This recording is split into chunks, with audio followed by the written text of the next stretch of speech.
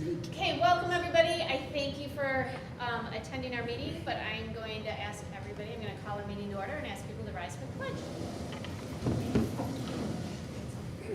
I pledge allegiance to the flag of the United States of America and to the republic for which it stands, one nation, under God, indivisible, with liberty and justice for all.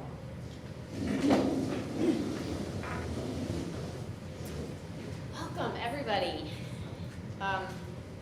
This is always my favorite time when we get to listen about our new hires. So I am going to assume that Mrs. Olson is going to do the introduction. Okay, come on. Hello all. Thank you for giving me the opportunity to come speak to you tonight. It is my pleasure to bring forth a recommendation of employment of the Little Hornet Lead Preschool teacher to Ms. Cynthia Kruger. Ms. Kruger is a familiar face already within our district as she is currently employed with Williamston Community Schools.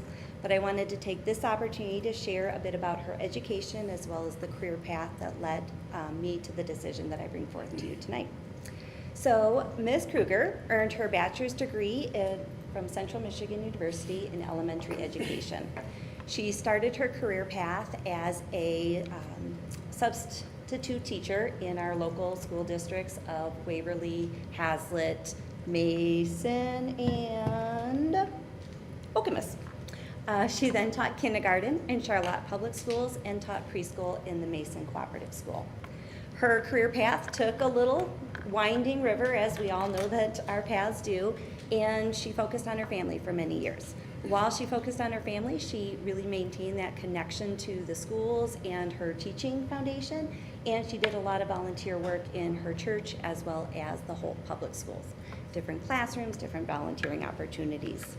I mentioned she is a familiar face around our district. She came back to Williamston in 2002, early 2002, where she was the long-term substitute for the Discovery Responsible Thinking classroom. She transitioned in the fall of 2022 to work with our WIN students as an MTSS paraprofessional, and that's the role she currently holds today. I had the opportunity to talk with both her references as well as her current supervisors, and they all spoke very highly of her professional qualities, her respectful interactions with students, and her accomplishments. Some of the common threads that were talked about throughout those conversations were words like dependable and positive mindset and willingness to learn, respectful interactions with students, and just all over positive comments. So based on her past career experiences, her education, and that growth mindset, I believe she'll be a very valuable asset to the Little Hornet Preschool program, as well as a continued member of the Williamston Community Schools professional community. So it's with confidence that I bring forth this recommendation for employment for Ms. Cynthia Kruger. Thank you. Any questions? All right, can I have a motion for employment? Make a motion. Go ahead. I move that the Williamston Board of Education hire Cynthia Kruger to be a Little Hornets lead teacher beginning November 1, 2023. Second. So we have a first by Chris, first by Deb, second by Chris. Any other discussion? All in favor? Aye. Any opposed? All right. Congratulations. Congratulations.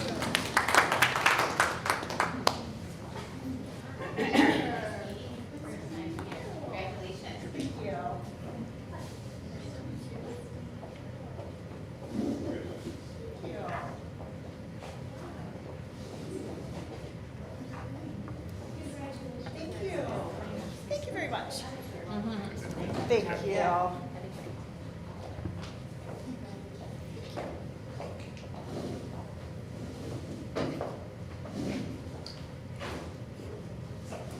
Okay, before we move on, I know everybody has a busy schedule and an early morning, so please do not feel like you have to stay for the meeting. You are more than welcome to, but please do not feel like you will hurt our feelings.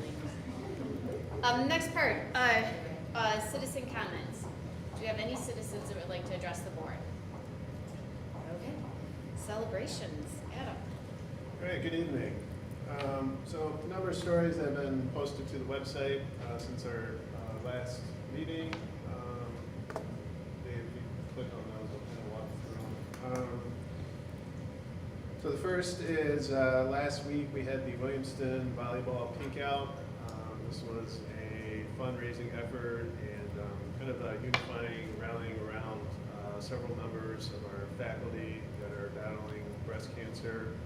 It was organized by several faculty members in conjunction with the high school student government and obviously the volleyball program.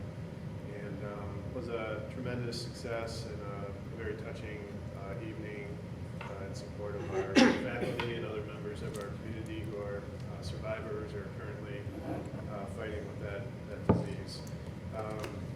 Part of the initiative was to sell T-shirts, and that was done to raise funds for cancer research charities. Somewhere around $5,500, I believe, was raised in total with the sale of those shirts. And it's just a nice way of, it was permeated throughout the district, especially at the high school. We saw students and staff wearing those throughout the day, and a lot of support from the community that came out that evening to be a part of that event. So thank you to our staff and students who made that possible. And we still stand with our staff members that are still working their way through and battling that illness. The German exchange program returned. It's the first time our students from Germany have been here since COVID. 14 students came and participated in high school events for a week, and then also got to see different areas of interest both in Williamston and Michigan State, and they concluded their trip in Chicago. One of the host families has already contacted me and said their student wants to enroll for next year, so I think at least in some cases we made a really good impression. But that's been a long-standing program overseen by Megan O'Rourke at the high school, who's done a fantastic job with study abroad, and made possible in part by the Fifley Foundation, a longtime supporter of our district, with the focus on the study abroad program. And this summer, our students received the opportunity to travel to Germany and be a part of things on that side. The Hornet mural, this was quite the initiative that was taken on by Angie Herrick, our visual arts teacher at the elementary campus. It was something that was started in 2020 and then kind of was tabled with some fits and starts because of the pandemic, but she stuck with that. And just before school started, the completed mural was put up at the cafeteria at Discovery Elementary. And you can see it's hundreds of these small pictures on, I think, 3x3 pieces of paper, illustrated with permanent marker. And the composite, of course, is a giant representation of Willie the Hornet. It's pretty large. I mean, if you go to the cafeteria, you can't miss it. And it's just a really neat project. And credit and thanks to Ms. Terry for sticking with that over a 3-year period to get that done. Quite impressive piece of art by lots of elementary students. I don't want to steal Paige Paulson's thunder. He'll be here in December, but I do want to quickly recognize our girls golf team. Finished second in the state in the tournament over the weekend, so very impressive. I think they won the regional by like 25 strokes, so they've dominated the entire season, and just a few strokes short of taking home the state championship, but pretty impressive. Little Williamston coming in second in girls golf this year. And like I said, Mr. Paulson will talk more about that. There's also a number of fall sports playoffs underway. I don't want to list them on this one, but there's a lot taking place this week. And we wish all our students, coaches, and families good luck as they move through those events. And then finally, just a quick thank you to NISA. As always, they're a fantastic partner. Late Friday night, we had a panel at the high school malfunction, and NISA came and responded very late, doing a great job like they always do. And then today at the elementary campus, they had their equipment out at the playground for elementary students to see. And lots of happy kids leaving the building with their plastic firefighter helmets on. And just a great partner and an awesome resource that we have in our community. Those are celebrations for this evening. Any of your questions? No questions, just a statement. My family hosted one of the German students, and it was a great experience. So kudos to the teachers that were involved with bringing the students over, and thank you to the family that donated so generously over the years to make that program a reality for our students. Great opportunity. Okay, any other questions, comments? Okay, moving on, educational update. So- Board Goal 3. Yeah, the summary of Board Goal 3, again, nothing here should be hopefully new, but I'll just hit a few highlights. We have focused on updating signage. They're both for aesthetic purposes. We had some signs that had been washed out by the sun, and also emergency response purposes. All this, of course, connects to marketing the district and making the facilities and our campuses look attractive and appealing. But those have been updated. There's still some signage updates that we're working on, a little more complicated just due to the way some of the buildings are constructed. But you'll see some more progress on that made here over the next year.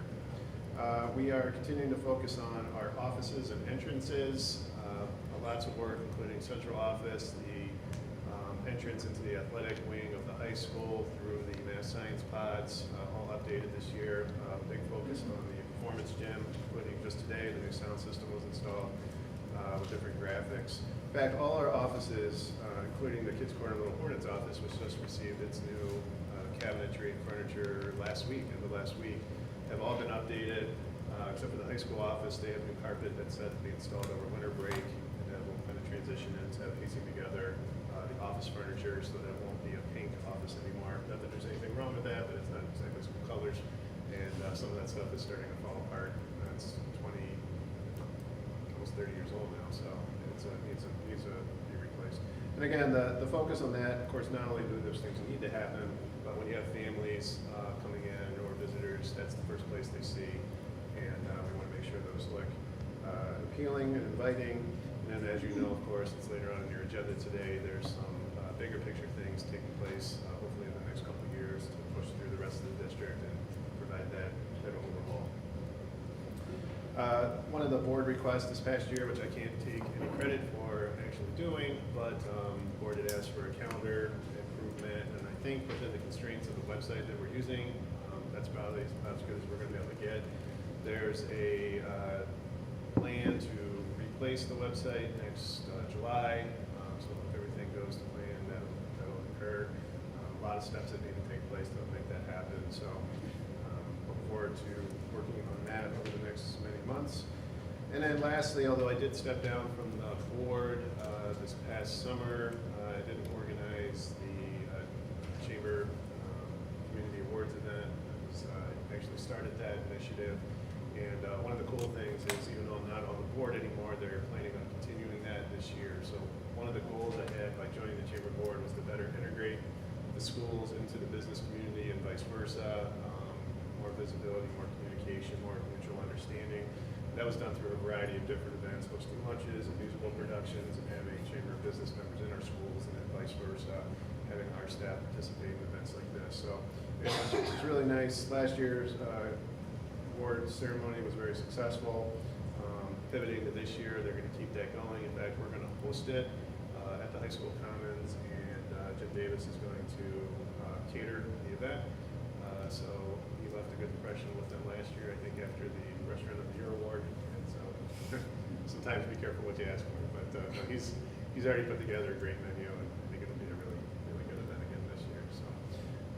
So those are just some of the highlights. I'm happy to entertain any questions about anything on the memo or anything that has to do with marketing or communication. I think, ironically, the overall impact of that will become more apparent when we get to an action item later on in the agenda.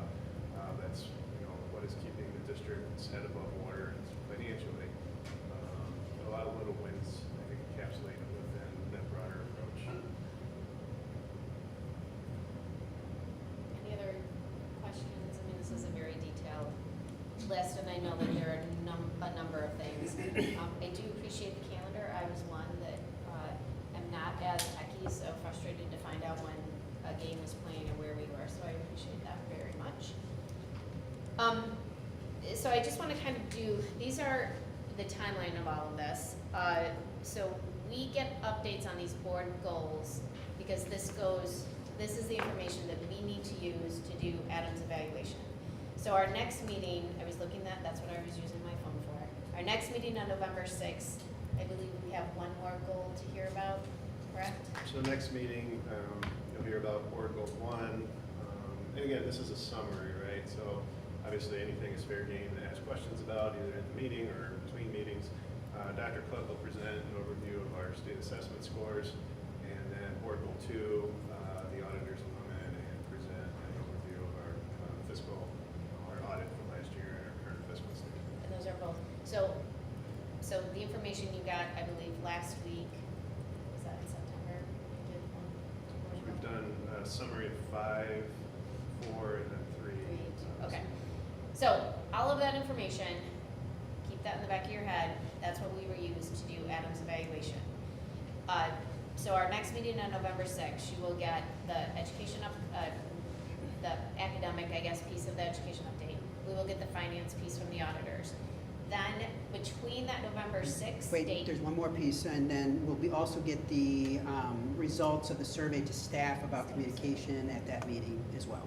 Okay, so we'll get all of that November 6th to wrap that up. So between November 6th and December 4th, it's a quick turnaround.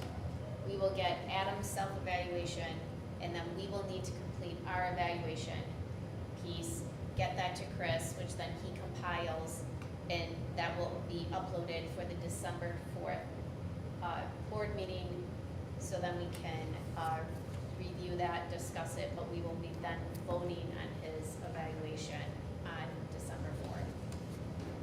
Does that all make sense? That's that timeline? Okay. If you have any questions, any concerns, any thoughts, because sometimes when you get that self-evaluation, when you get that evaluation, something might spark your memory or thought, please reach out to Adam. Give him every opportunity to let you know what he's done, so he can be evaluated fairly. Any other questions? We're clear. All right. ESSER funds. Okay, so that's all green, what you guys have. So as you already know, ESSER 1 and 2 have been spent for some time. For ESSER, ARP, ESSER 3 and 11T equalization, we did just have our latest budget approved on August 24th. So what's listed here is slightly different from what you've seen before. Everything is basically going according to plan. We have 2 items to note. The summer school, we were required to allocate 10.3% of the 11T funds towards that, which was about $116,000. And the summer program actually ran to be $185,000, which is fine. We're just shifting elsewhere, but just so you know, that one did go over budget, but it sounds like it was a huge success, so that was all great news. And the other thing to note is that the positions we have covered here, particularly in the 11T section, we may shift those throughout the year to cover different positions just to maximize our funding via special ed, 31AA, mental health, so that we're getting the most out of those funds we get. So let me just shift, just FYI. On the right-hand side, you'll see what we have spent in 21-22, 22-23, and what we expect to spend this year. So we have about $830,000 of ESSER funds we're looking to spend this year by, hopefully by June 30th, but these need to be spent by September 30th, so. Any questions on that one? This other one is the capital projects fund. If you recall, back in 2020, 2021, we had about almost 1.3 million over fund balance, or our expected projection to put into our fund balance, so we put that aside into a capital projects fund. This is really just summarizing what we were able to do with those funds the last 3 years, or 2 years technically. And as of now, those funds are fully spent, so it's just really nice to see what we can do with that. Any questions on that one? And then the last is sinking fund. So if we look at 22-23, this reflects our actual spending for the year. We had $7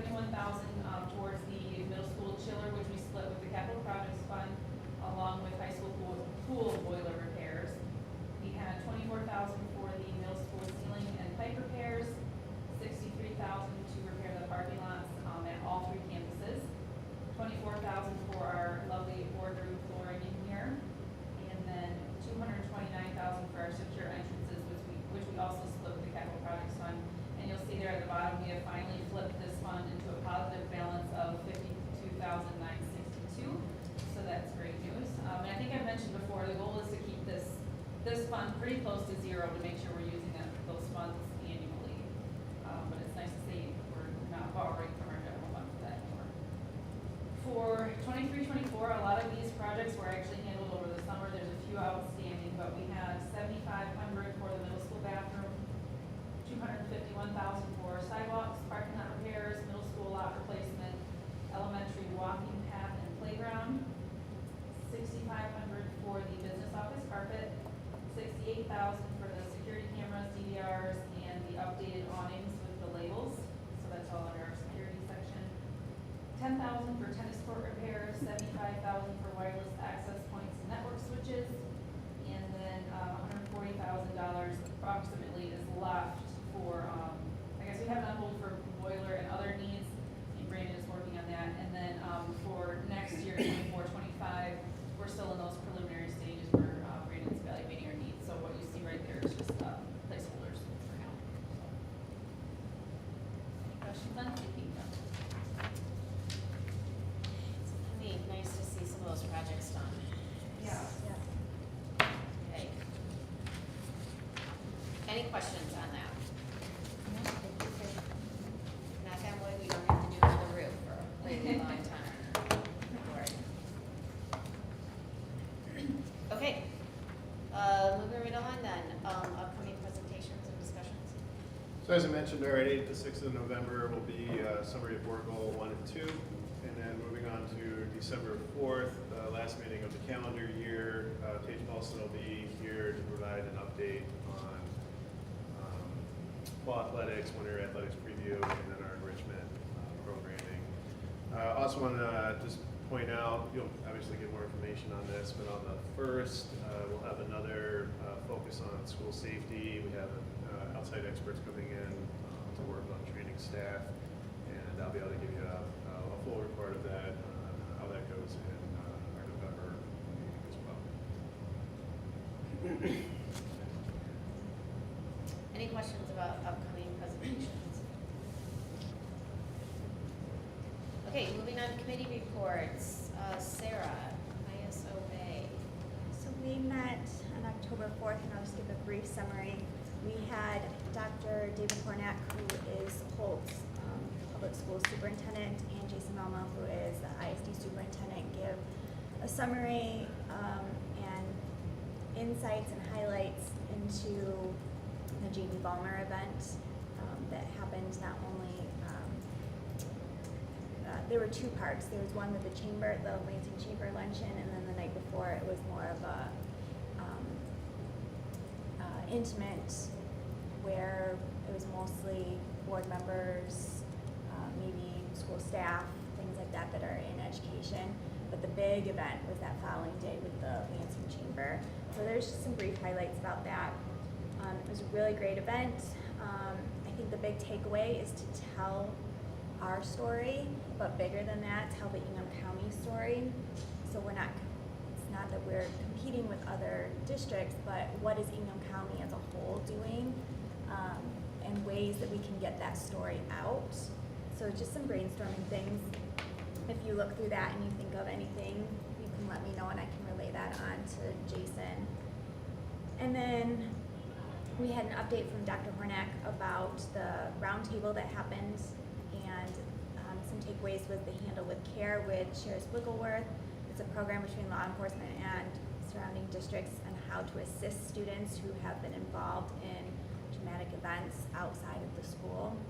We had an education update in that meeting, and their roundtable this month in October, they'll be meeting to get a debrief on the shooting hoax at Okemos High School. And there's a small group, so there's just a few district updates. And November 1st is our next meeting. It's in person, and we are going to be touring Heartwood and the new remodeled North Star school on the ISD campus. So if you do want to attend that, just let me know. We do need to let Barb know for planning purposes who will be in attendance other than myself. So just let me know. That's all. Real quick caveat. Yes. Or addition, I neglected to mention this, but related to the Jamie Ballmer theme in terms of broadening the understanding of how schools operate and what the community as a whole can do to contribute to the success of education in general. Cassie Theander participated in an event called Principal for a Day. And this was something that the ISD organized. They reached out to a number of different business leaders and other nonprofit leaders and other key members of the greater Lansing community. Cassie volunteered to host someone from that. She ended up working with Megan Forrest, who's the executive director at Big Brothers Big Sisters Michigan Capital Region. Spent the day shadowing Mrs. Vander around Discovery, which was unusually quiet that day, go figure. But I think it was a good opportunity to just have another set of eyes, another advocate, hopefully advocate, now kind of experiencing what that looks like, seeing how schools operate from the eyes of a school principal. Yeah, and to piggyback off of that, thank you, Adam, for sharing that. That's a big part of Jamie Gallmer's story, is that he went in telling schools how to run schools like a business, and it wasn't until he was a volunteer for the day. They said he was going to be placed here, but he was actually placed in an 8th grade classroom, and then he goes, okay, well, I'll take you out to lunch. And the teacher said, we don't get out much. And so just seeing it through the eyes and the lens of an educator really switched his focus and became a huge advocate for public education and what educators do day in and day out. So that's hopefully will continue with that initiative going forward. He is, I think you can YouTube him and he like hear little snippets of him. You know, it's always interesting when you work in a school, everyone then that has kids walks into a school and thinks that they can be a better school employee than the person in the room. And he really sums it up very quickly and does a really nice job. So if you haven't listened to him, you know, when you're bored, I would try to YouTube him in here because he does a really nice job. Any other questions about the ISOA? Oh, I do also, I'm sorry, if you can make, I've toured the North Star School. It is beautiful. We do have some students, I'm sure that attend, if not now, possibly in the future. It is a beautiful building. It still smells like a new building. I'm sure some of our taxpayers have all, some of our tax dollars personally have paid for this building. If you have a chance and can go tour it, I would encourage that. Those individuals have been in like double wide trailers that just were left, and just even the atmosphere, not just of the adults feeling appreciated, but the kids' attitudes and everything are just totally stunning and different. So I would encourage you if you can go. If there isn't, is there anything else on ISOA? Okay, I apologize, I forgot. I forget this every single time. Amanda is gone, so I have asked Julie. I'm going to appoint Julie to be our secretary. So I need to go back and do that before I even call the meeting to order. Finance, is that Chris? Yep, we did meet on October 19th last week. Had a lengthy meeting about, partly about what we heard just today, about where some of our funds were going in regards to ESSER and capital projects and sinking fund. But a large portion of it was about the audit, and Mr. West will be joining us at our next meeting to give a presentation to the full board. And it was a good audit. I won't give too much to spoil his presentation, but it was a good audit. And my thanks to Sarah for all the hard work on that and working with him to make that happen and to get all of that in, because it always happens at a very busy time of the year, but we always get it done. And again, it happened, and you'll get to hear about it at the next meeting. We did, as I said, hear about ESSER, we did hear about sinking and capital projects, lots of things happening. The one thing I will mention about ESSER funds, you will see where that money is going and know that money is going away. So that means that the things that we are funding, that we will have to have larger, more deep conversations over the next year about what will happen in the future. So please look closely at that to know what that means for the school district and what kind of conversations we're going to have in the future. That being said, we also did talk about a financial investment proposal for the district. It's called Investing Michigan. Well, it's actually called Michigan Class. Michigan Class is an organization, and actually we had a fund with them that has been around for many years, and I think it had like, what was it, 17 cents? $17. Or $17, sorry. $17 in it, making a lot of money, as you can guess. But the nice thing about this is that we can take the money that we have within the money that we have been saving in our in our fund balance, place it in there. It is completely usable at any point. They can, the committee did ask Sarah to move forward with this and recommended that she moves forward with this to invest the money. Right now, it's giving about a 5.5% interest on a monthly basis. So you can guess, I mean, even if we put a portion of the funds that are there in there, that's potentially a substantial amount of money that would be added in interest alone. Just sitting there. That's just sitting there, because right now the funds are sitting there, and if we need them, this will still be there, still be accessible at a moment's notice, and Sarah can access that within 24 to 48 hours, so we're okay. So it's not that all the money is going to be invested in there, but we are going to be investing some of that back in there for us to be able to best utilize the way to raise some money on the side with interest.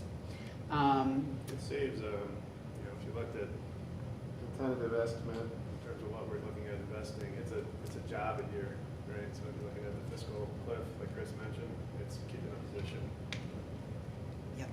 on board every year. Just if we have a problem, we just take it back out. We did talk about the Headley Restoration Hedge proposal. I'm going to be talking about that under discussion as well, so I won't talk a lot about that, but we did spend some time talking about that.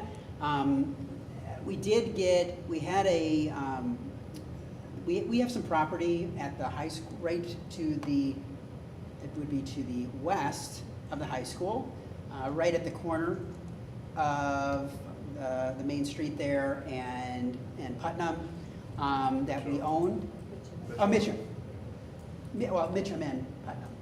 So, Mitcham and Putnam right there. So between where that house is and where the sidewalk is, we own all of that property as a district, and the owners of that property had asked if we would be interested in selling. And at this point, what the Finance Committee decided was that we would tell the owners that at this point we're not ready to sell, just because of the fact that there are other pieces in play in regards to the Safe Walk to School grant that the district is working on that would go through that property. And we don't know what the ramifications are at this point in regard to that. So that we will look back at that and we can revisit it in the future if we so choose, but at this point, we are not entertaining any motion or any option to sell at this point. And then this will come up in January, but we did talk about the Sherwood Road property and the renewal of the lease. That lease is coming up again, and the property has been farmed now for 2 years with the same farmer.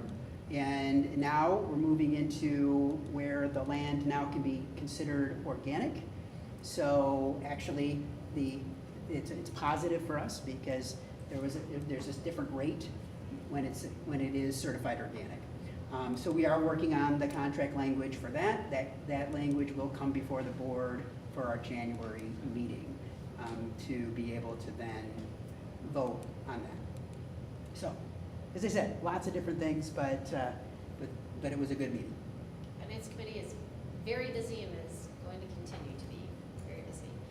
The one thing I do as Chris said, the ESSER funds and all of that money was so helpful for us during COVID. It allowed us to do a lot of stuff, and it was a lot of, and it also allowed us to put some extra people into our schools to help out.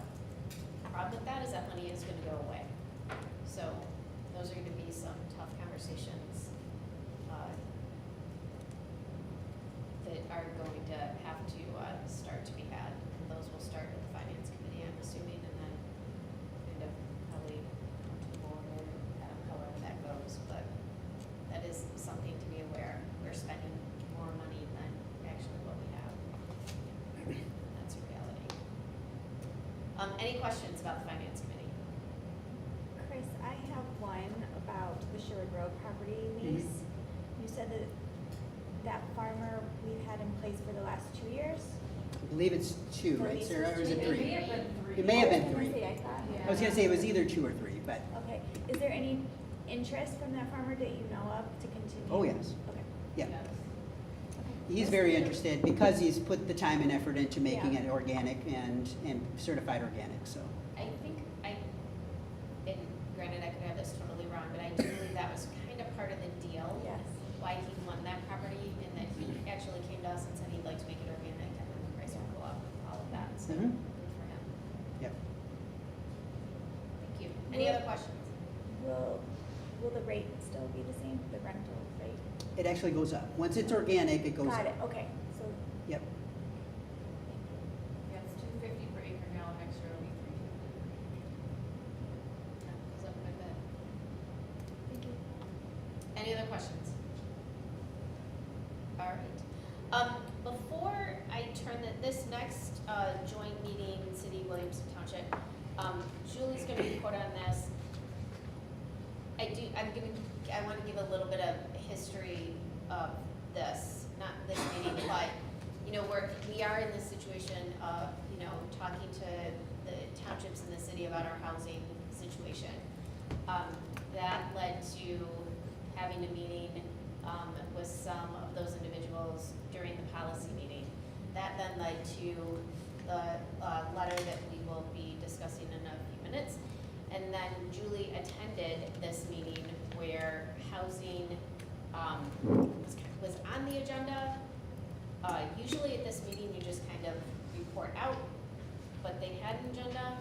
So that's kind of where we are, and Julie can talk about what occurred. Yeah, it was a meeting with the city and the township, and I made just some brief comments on how, kind of like our policy meeting, how we are looking for them, especially as Williamston Township's gonna be doing their master plan. The need that we have of more development in our area, and, mention the areas that are developing. At this time, they don't really have any plans. I mean, they said that there was plenty of properties available for sale across the high school, up by the highway, that they're doing everything that they can to try to get people to have interest in building here.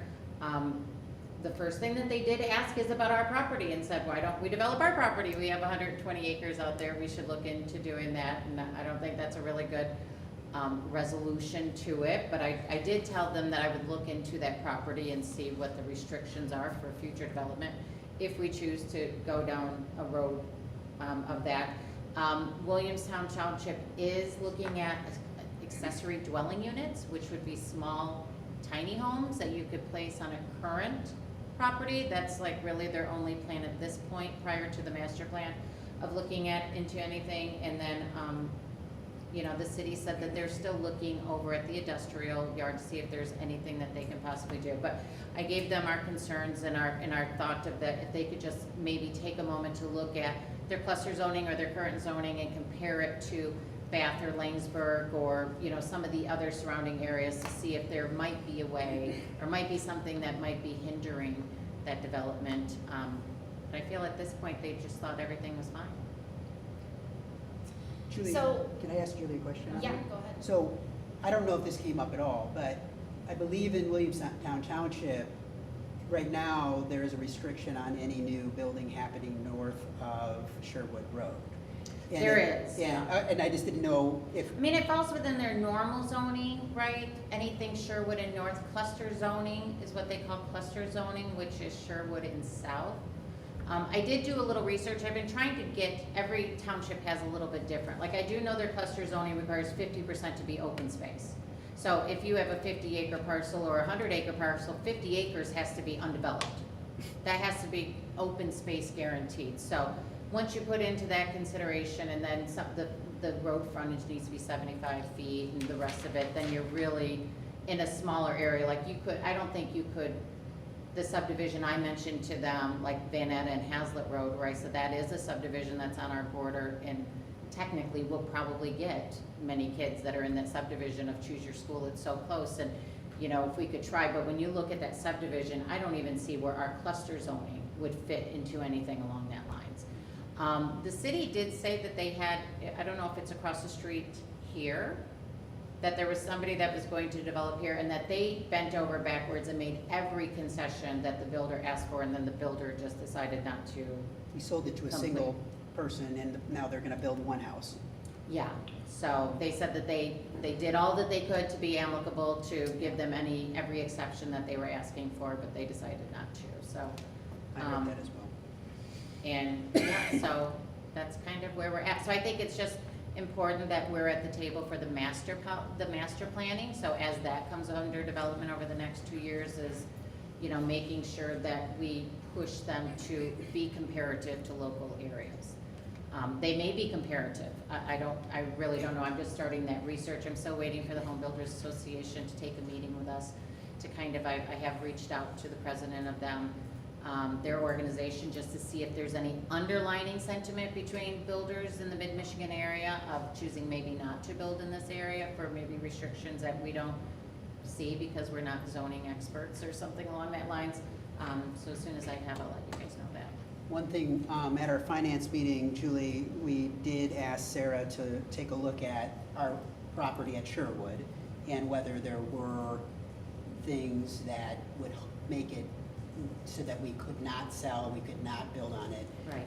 Because what we remember is that there are pieces in play there that would not allow for us to do that. Not allow us to Right. sell it, not allow us to. Well, I kind of brought that develop up. I said it was about before, but I think there was some restrictions on it. But, you know, I told them that we'd be more than happy to look at it. Yeah, the investigation is beginning. All right. I'll let you know Yep. as soon as I have information.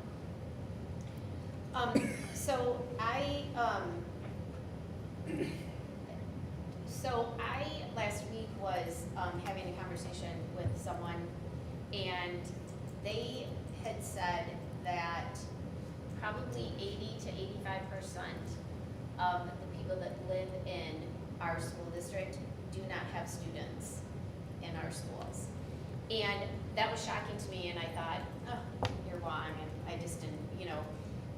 But then knowing this person, I don't believe they would throw that information out without knowing or having some concrete stuff. So I have asked, I'm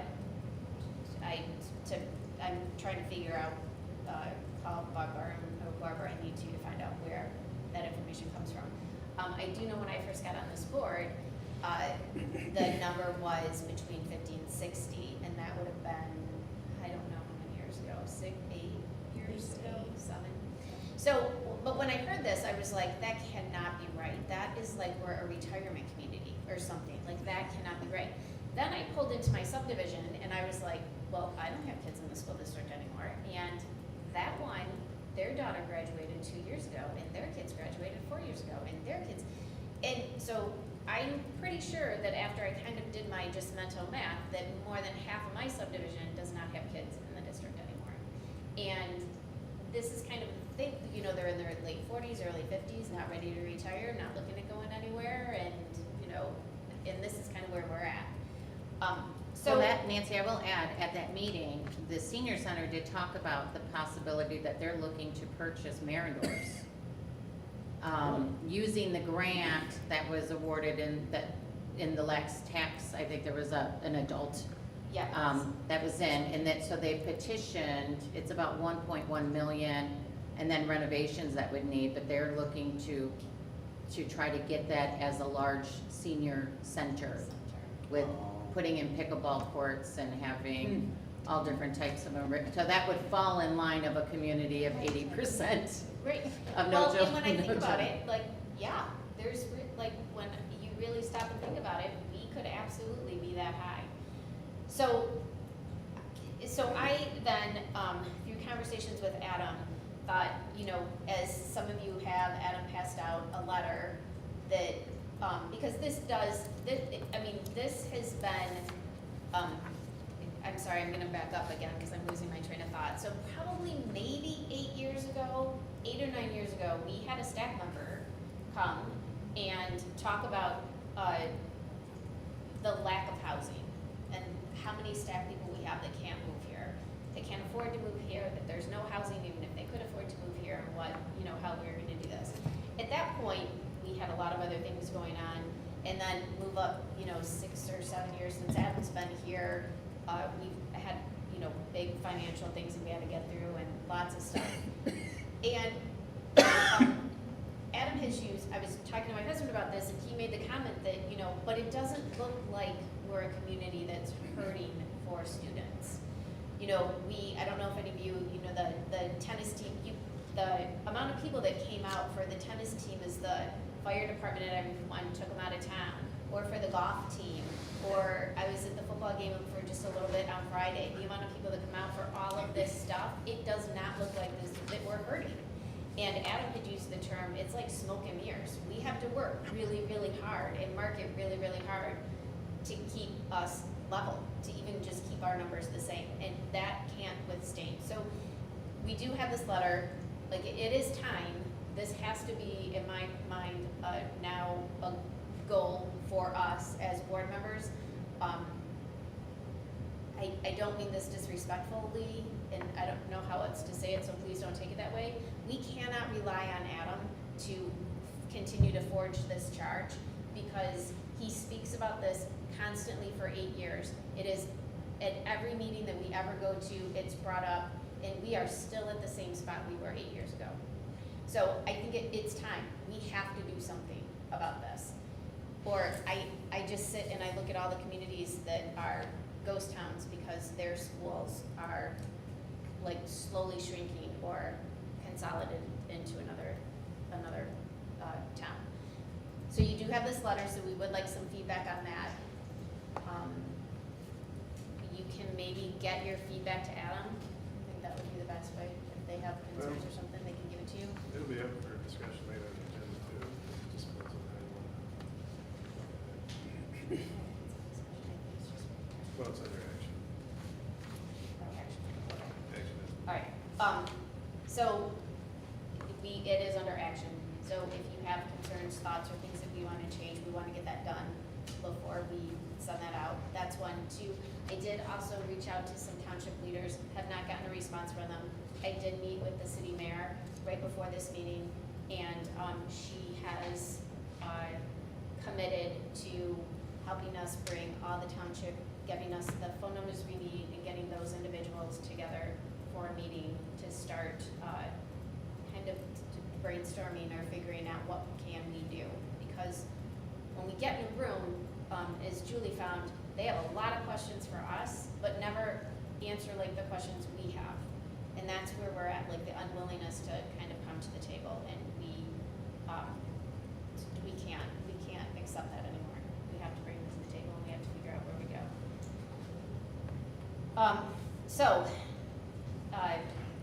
That's kind of where we're at this very moment. Any other questions for Julie, or any other thoughts about that? Okay. Next, timeline, Operation Millage, Headley. So I mentioned earlier that Headley, the Headley Restoration Millage was one that we talked about in our meeting. And in this meeting, or in our meeting, we talked about both the Headley restoration and the hedge proposal, and when we would want to see this on a ballot. Originally, when we came to all of you, we talked about it going forward in February. After that point, Adam has had further conversations with our lawyer about, and he's also had conversations with Bart Byram at the county to talk about the dates and what's going to be on the agenda, on the different ballots. And it's looking like the best ballot for us to target will be August 24, to have both of these added to that. Based on what is on the current ballots, where we're at in regards to the political atmosphere and such, and trying to put things forward when it's not going to be lost in the shuffle of everything else. It gives us enough time to be able to have conversations internally, but at the same time, this, we talked about the Headley and the restoration hedge, but at the same time, we also talked about our operating millage. And originally, we had talked about putting the operating millage in 2025. It's the bond proposal. The bond proposal, sorry. So the bond proposal. The problem with that was in conversations with some of the individuals that were going to be working with us in putting together the proposals, they really talked to us about that really they need us to move that sooner so they can start moving forward with the rest of the work, right? Well, yes. And you can jump in, yeah. The problem with the November election is that they lose the entire summer building season. There's no Yeah. turnaround time, so if you went November 25, summer of 26, nothing would happen, and then it'd be summer of 27 before we really started to see much progress. We had checked with the finalists for the construction management and architectural firms, and they were all both willing and recommending that the date get moved up. So there's a couple different options, May of 25 or August of, May of 25 or August of 24. When you're looking at your two ballot initiatives, I think the committee kind of coalesced around this idea that they just get moved into the same ballot. Most folks aren't affected by the Headley Hitch operating millage anyway, and then that provides enough lead time to get the word out about what the bond renewal will look like. And the people that we are working with on the bond and the bond projects would help us on the communication side to set that up, which would actually help us in some aspects on the other bond initiative, or not bond initiative, but the other we can ask them some questions about how to best package both as well and get some concepts and ideas there too. So the Finance Committee is recommending that we put both of these ballot initiatives on the ballot for August 24. It gives us some time that if for some reason things don't go the way we're hoping, that we have some other times that we can put that forward as well. Any questions about this? This is going to be a big, Yes. this is gonna be a big thing. We're all gonna have to really, kind of move on this. I know that there are, I'm sure, some community members that will help us. Who knows, we might even have to start going door to door and handing out pamphlets or something, but, this is exciting, so I think we should all be smiling. This is something we're developing, correct? Not right now, so the next step will be to pursue the contracts.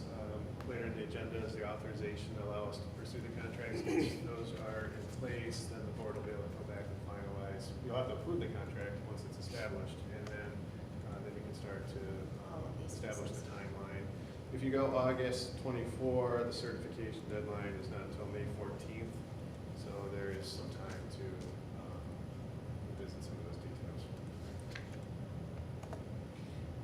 But we're not gonna wanna wait until May 4th. Like, if we decide to do this, like, we get the contracts Well, done. separate from the campaign, your campaign might start before that and the information being provided, but the board's obligation to get it on the ballot would be to vote to approve both prior to May 14th. Okay. We're gonna wanna move faster on that. Or the, Or you getting can move, information or you can out. move sooner, yeah, I mean, but that's the deadline. Okay. All right, any other questions about?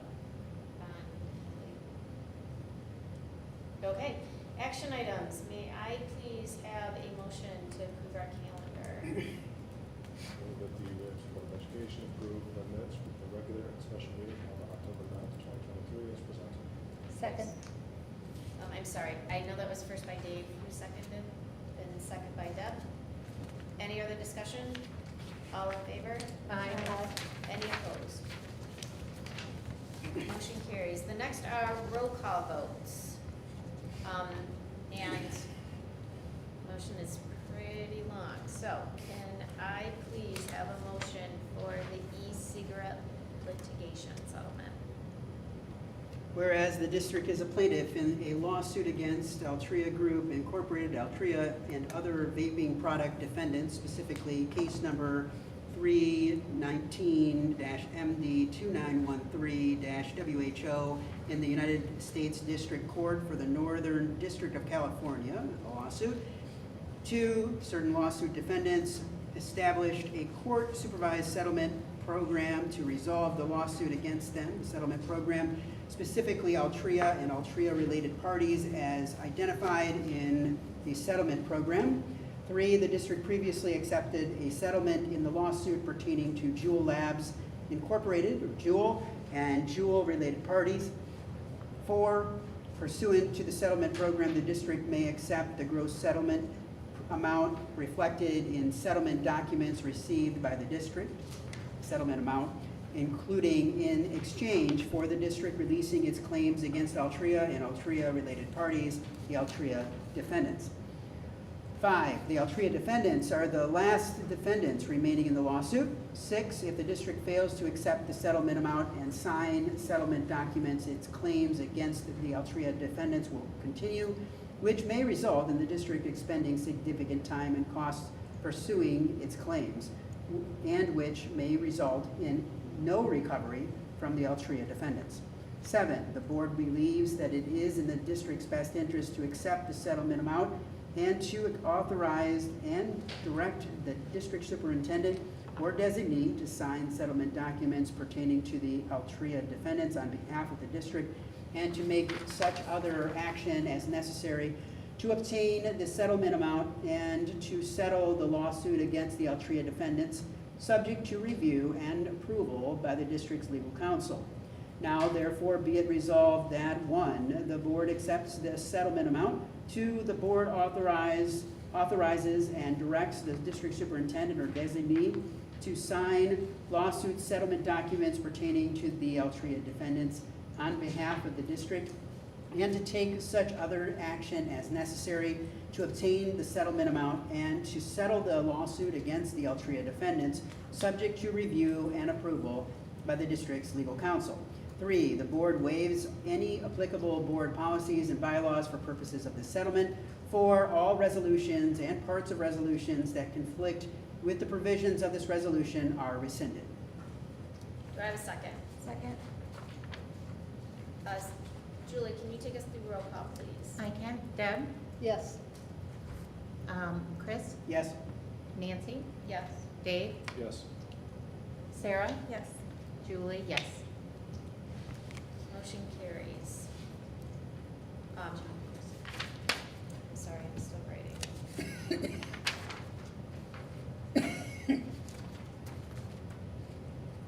Can I please have a motion for the pursuing of the bond proposal?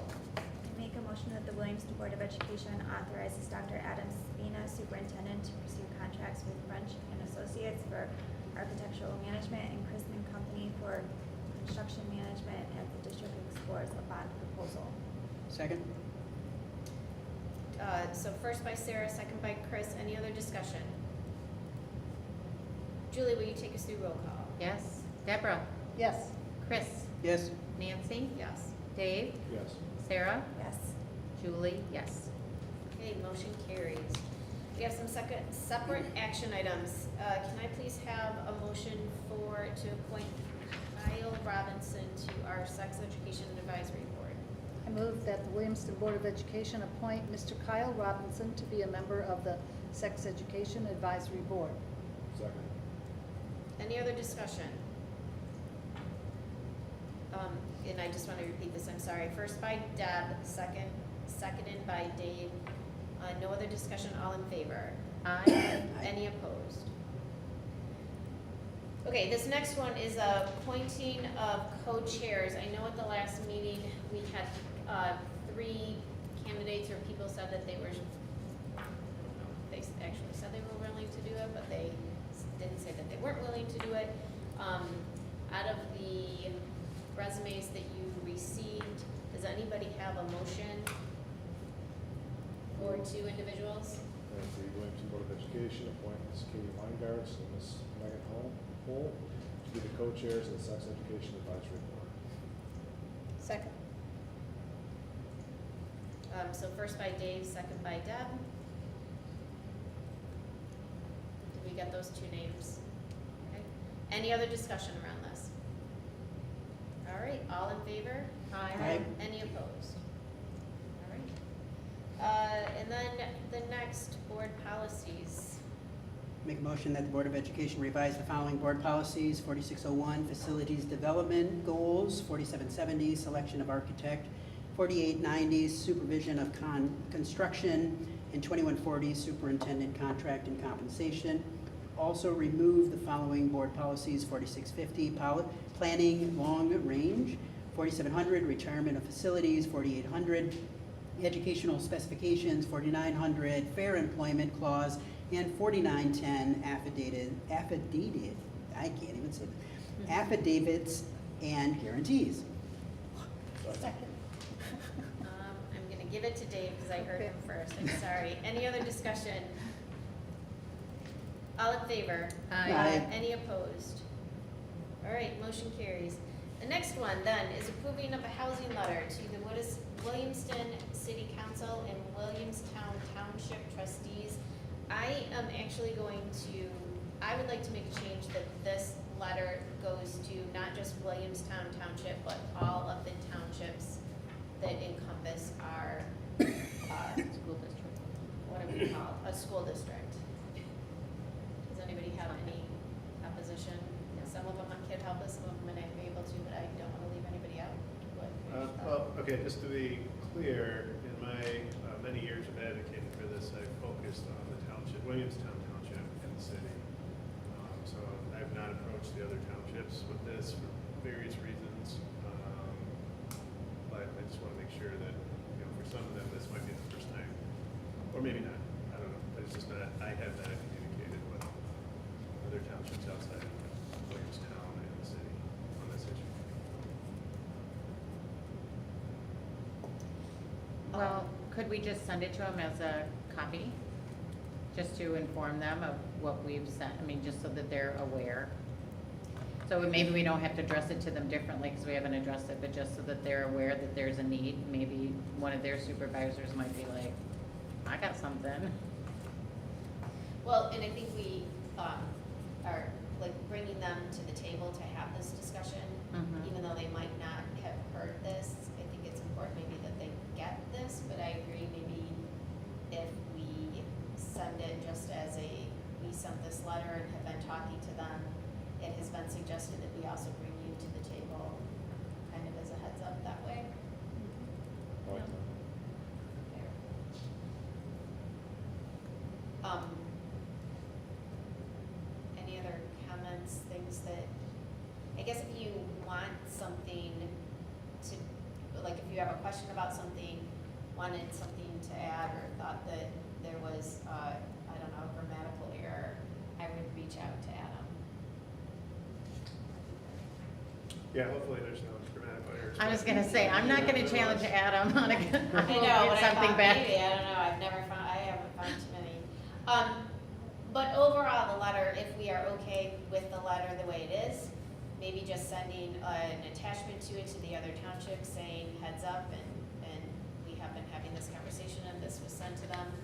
At some point, hopefully by the end of the week, either myself or Adam will be reaching out to the other townships to invite them to come to the table.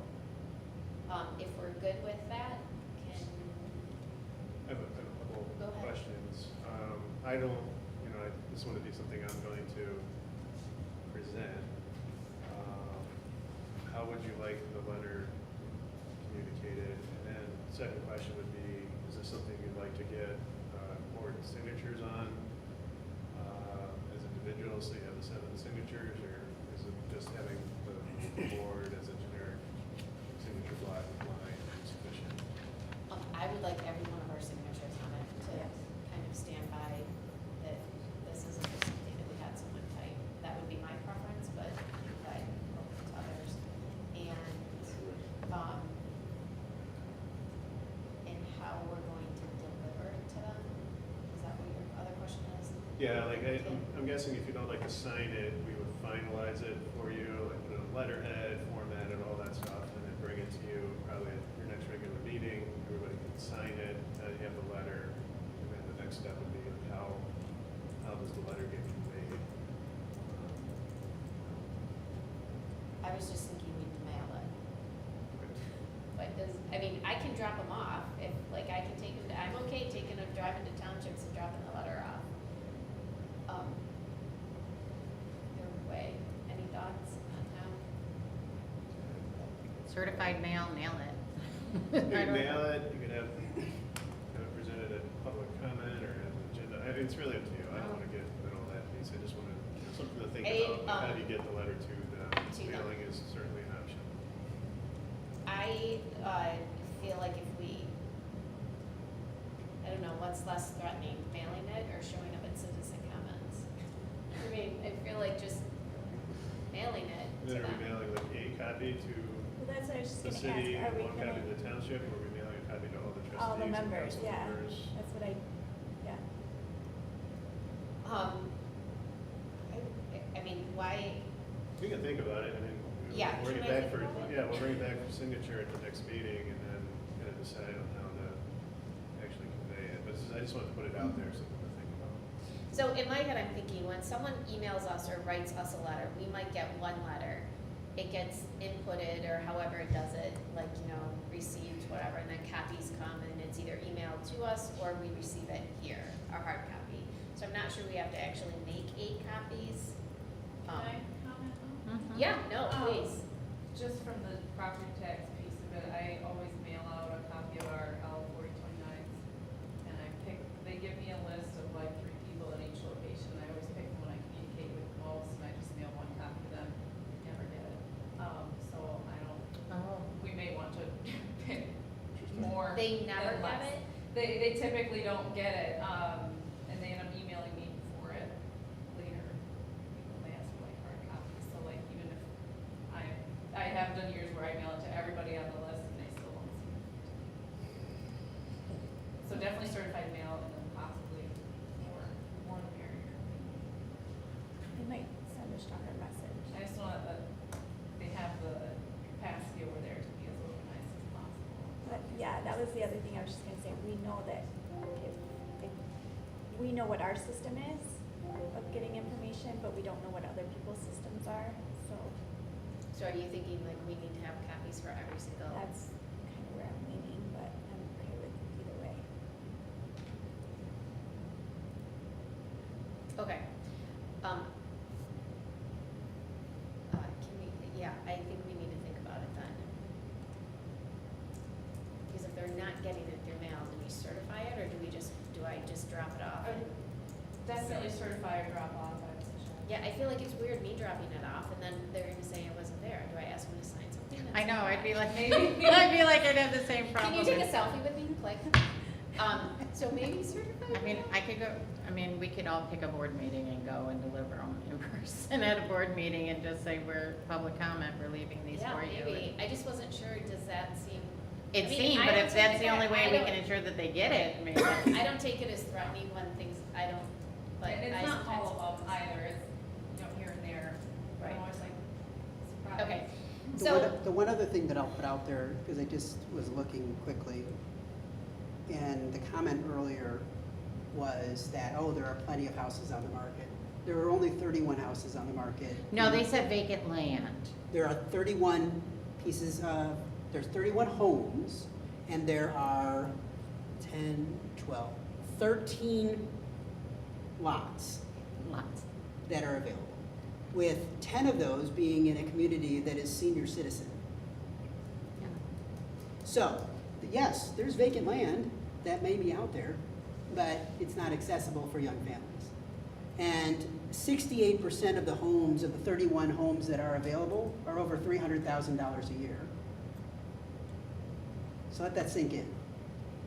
And 68% of our homes are above 300,000, and we're trying to target young families that may be just starting off.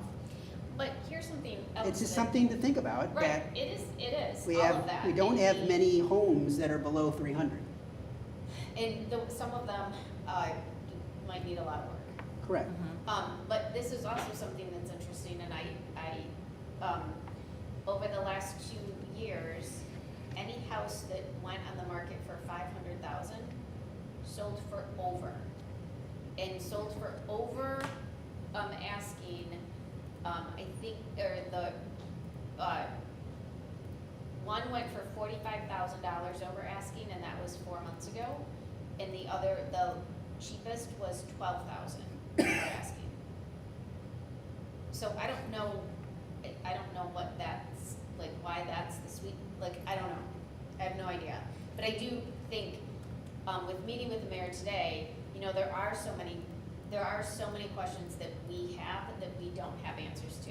I understand she, you know, did keep saying, you know, we can't build houses for you. She acknowledged that this has been talked about and we just need to bring everybody to the table. Like, I think she's also kind of done hearing the message.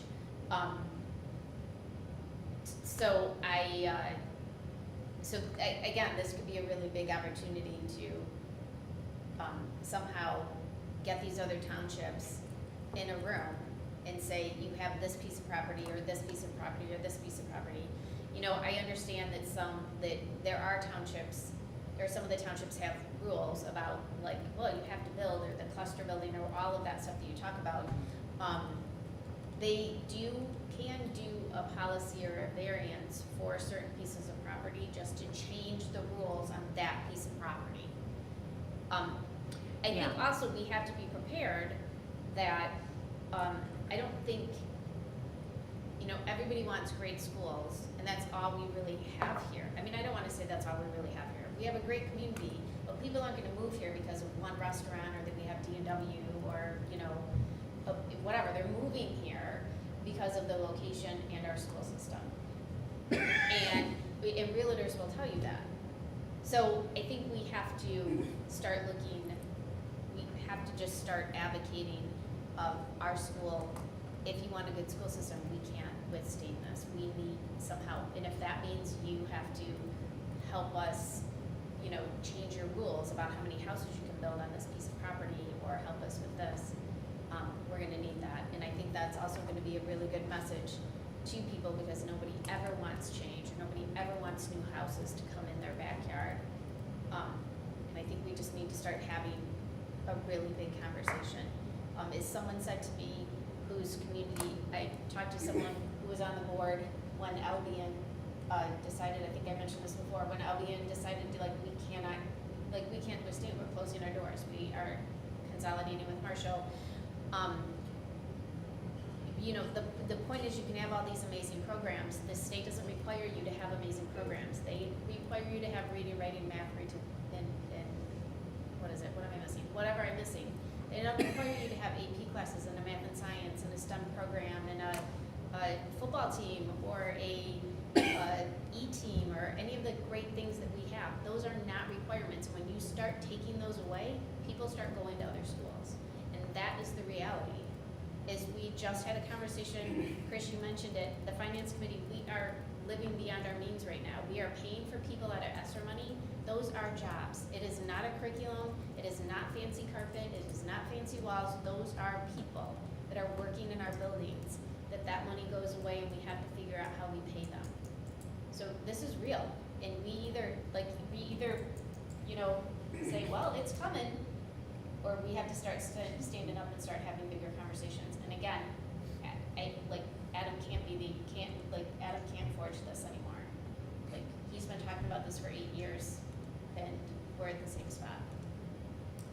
So I guess I would like to think of how we get this letter out to people. If anybody has great ideas in the next 2 weeks, please let me know. I do think we do need to send it to the other townships. I am more than willing to reach out to those other townships and let them know that we've been working with these townships and that this is coming. But I think it's time we start forcing people to come to the table. Anything else to add? Okay, if we are in agreement though of sending the letter, that's what we're voting on today. So if we are in agreement of at least sending this letter and starting down this path, wherever it leads us, that's what we're voting on right now. Okay, are we ready? Can I please have a motion about the housing letter? Move that the Williamston Board of Education approve and send the letter regarding the need for additional housing to the Williamston City Council and the Williamston Township trustees. Second. Okay, so first Dave, second Sarah. Before we vote on this, do we need to amend the motion that we will also reach out to the other townships and let them know that we've been in discussion and that we will also give them a copy of the letter? Do you accept that amendment? Oh, yes, sorry. That's Okay, fine. Sarah, So would we you say- accept that amendment to that Yes. motion? So we're gonna add to this motion that we will reach out to the other townships, let them know that we've been working with the city in Williamstown Township, and get them a copy of the letter. Okay, Dave, if you're good with that, and Sarah, Yes. any other discussion? All in favor? Aye. Any opposed? All right, motion carries.